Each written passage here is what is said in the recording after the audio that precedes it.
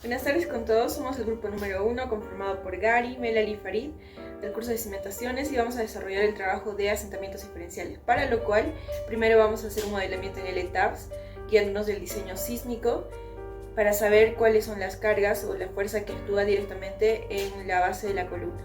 Luego vamos a pasar al software de Plaxis, donde vamos a modelar las zapatas, vamos a colocarle las cargas y vamos a ver cómo se comporta el suelo frente a estas cargas y si hay o no hay asentamiento diferencial. Para finalmente poder contestar a las preguntas que han sido planteadas en este reto. Inclusive vamos a tener una pequeña ayuda y una representación física. Así que vamos allá.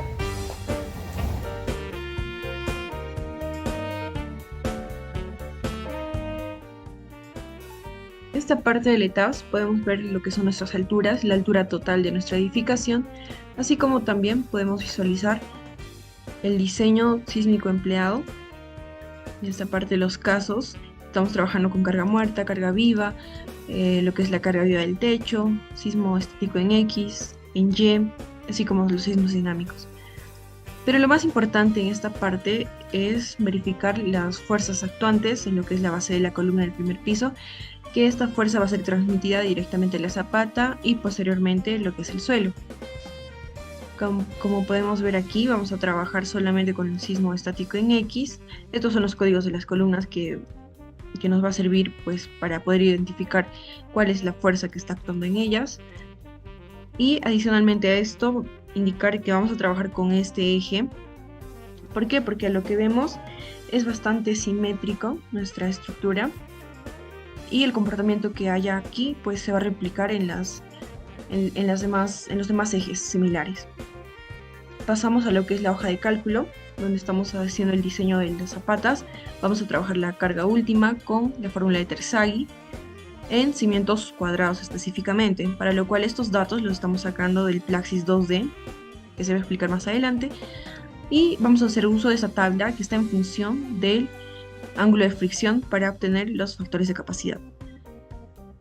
Tenemos aquí la altura del edificio sacado del ETABS, la profundidad de zapata, que es un valor de h sextos por las buenas prácticas, y asumiendo una base de 2 metros en esta primera zapata, estamos reemplazando la carga última, utilizando un factor de seguridad del 3 para obtener nuestra carga admisible de 122.32 kilopascales. Esta es la reacción que actúa en la base y estamos uniformizando unidades. Ahora tenemos el área de la zapata, como estamos asumiendo que es un cimiento cuadrado, la base es de 2 y el otro lado pues también será de 2, por ende nuestra área de zapata es 4 metros cuadrados. ¿Para qué? Para poder obtener nuestro esfuerzo actuante o solicitante, que viene a ser la reacción que está habiendo en esa columna, en la base de la columna, entre el área. Ahora, este esfuerzo actuante lo vamos a comparar con la carga admisible y obviamente tiene que ser mucho menor, por ende cumple, y si sobrepasaría, no cumpliría.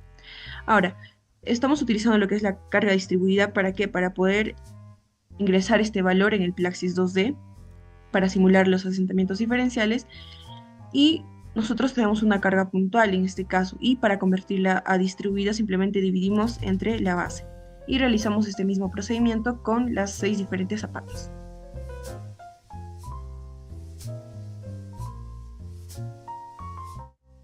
Ahora pasamos a lo que es el software de Plaxis 2D. En aquí podemos ver dos tipos de suelos. Tenemos el suelo celeste, que es una arcilla, y el suelo verde, que es una grava arcillosa. Hemos definido estos dos suelos. Aquí podemos ver más o menos sus valores, ¿no? Tenemos lo que es el peso específico, el peso específico saturado. Por otro lado tenemos el ángulo de fricción, el de cohesión. Datos importantes para nuestro suelo. Después de haber definido nuestro suelo, pasamos a lo que ya es definir lo que son las zapatas, ¿no? Nuestras estructuras. Cada línea roja que ustedes ven es una zapata que nosotros hemos diseñado. La primera tiene 2 metros, la segunda tiene 1,50 m, la 3, 4 y 5 tiene 1 metro y la última tiene 0,5 metros. Es lo que hemos diseñado aproximadamente. Y las cargas, ya se ha explicado cómo se han hallado en el ETAPS. Cabe recalcar que la profundidad a la que le hemos puesto es a 2,5 metros. Siguiente a esto, hemos colocado lo que son las capas, ¿no? Para que se pueda visualizar bien el suelo al momento de hacer correr el programa. En esta parte no hemos colocado agua, así que el suelo no está saturado.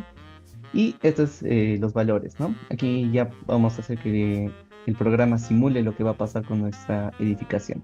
Y nos bota estos resultados de aquí. Al principio podemos ver que se ha sentado, este es el nivel 0, por así decirlo, y todo esto se ha sentado. Las líneas azules que ven aquí es la posición inicial donde estaban nuestros zapatos y donde están las rojas es su posición final, ¿no? Vemos que se ha asentado considerablemente, casi unos 2 metros, y que todos se han asentado de forma diferente, ¿no? Ya que todos tienen distinta carga.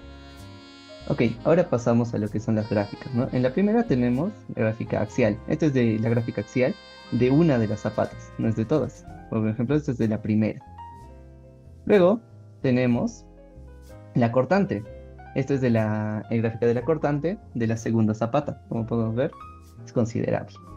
Y por último, tenemos la gráfica de momentos de la tercera zapata, donde se nota muy simple vista que es un momento muy grande, ¿no? Que está fallando bastante. Y por último tenemos lo que, bueno, hemos graficado esto, una línea más o menos, para que se note bien el asentamiento diferencial, ¿no? Tenemos la primera zapata, nosotros trazamos una línea y vemos que la primera zapata, a diferencia de las otras, se ha mantenido más arriba, en cambio las otras sí se han desplazado mucho más hacia abajo. Ahora, no solo tenemos eso, también tenemos lo que son las deformaciones, ¿no? Tenemos las deformaciones en el eje Y, no se puede ver, una gráfica de colores, ¿no? Donde la parte más roja, por así decirlo, es la que más se ha deformado, que es más o menos al medio.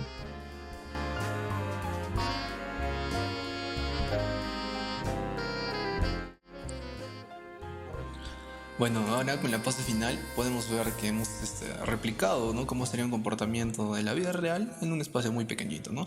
Donde claramente podemos ver que en la parte de abajo hay un estrato grueso, en la parte de la izquierda hay un estrato simulando que es arcilla, mucho más blando, y en la parte de la derecha un estrato un poco más gravoso, ¿no? Entonces estamos poniendo esas zapatitas que son del mismo tamaño y esas botellas que simulan columnas que tienen la misma carga. Entonces, como vamos a ver a continuación, va a haber un asentamiento diferencial. Como pueden ver, aplicando la misma cantidad de carga, una se inclina o se hunde más que otra, se asienta más que otra. Entonces, allí podemos ver el comportamiento que está teniendo el suelo dependiendo de las propiedades que tiene. Y esto nos ayuda a responder a la pregunta de cómo influye el asentamiento diferencial del suelo en la estabilidad de un edificio. Aquí vamos a simular una zapata corrida, que es un poco más grande, como pueden ver. Y respondiendo a la pregunta, es bastante claro que hay una inclinación, ¿verdad? Esta inclinación genera la concentración de esfuerzos en un punto donde no debería haber, lo cual genera mucha menos resistencia, puede generar fallas e inclusive puede generar desplomamiento del edificio. Entonces, de la misma manera como se está viendo, gracias a la carga aplicada que les está haciendo en el centro de la zapata, está habiendo un asentamiento diferencial, se está inclinando, lo cual repercute gravemente en la estructura del edificio.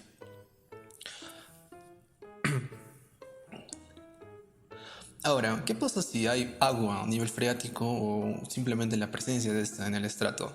Al agregarle agua al estrato ocurre un proceso bastante peculiar llamado la succión capilar, la cual consta de lo siguiente. Imaginen que sus manos tienen arena. Entonces, la arena se escurre fácilmente. A medida que vas aumentando el grado de humedad, esta se va haciendo una masita mucho más manejable. Entonces, si tú le aumentas demasiada agua, esta se vuelve totalmente líquida y no funciona. Lo mismo pasa con el suelo, donde si nosotros obtenemos la cantidad de humedad exacta o ideal, podemos mejorar su resistencia en un 30 o 40%, como se puede ver. Ahora, finalmente, ¿cómo se utilizan los diagramas de fuerzas cortantes y momentos flectores para la estabilidad de los edificios, ¿no? Ahora, básicamente, estas dos fuerzas son las más importantes, la cortante y el momento flector, que básicamente nos indican la cantidad de refuerzo o dónde tiene que haber refuerzos dentro de estas estructuras de concreto.